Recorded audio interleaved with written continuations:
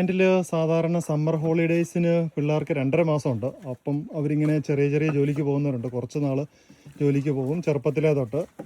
ഇപ്പം ഇവരെ സാധാരണ എൻ്റെ കൂടെയാണ് വരുന്നത്. ഇനിയിപ്പോൾ ഒരു 15 വയസ്സ് കഴിയുമ്പോൾ അവർ പുറത്ത് എവിടെയെങ്കിലും ഒരു ഫുൾ ടൈം വർക്കിന് പോകുന്നത്. ഫിൻലാൻഡിൽ ഏറ്റവും കൂടുതൽ വിറകിന് ഡിമാൻഡ് ഉള്ളത് ഒക്ടോബർ നവംബർ മാസങ്ങളിലാണ്. നമ്മളപ്പം സ്പ്രിങ് തുടങ്ങുന്ന സമയത്ത് തന്നെ നമ്മൾ മാക്സിമം വിറക് സ്റ്റോർ ചെയ്ത് വെക്കും.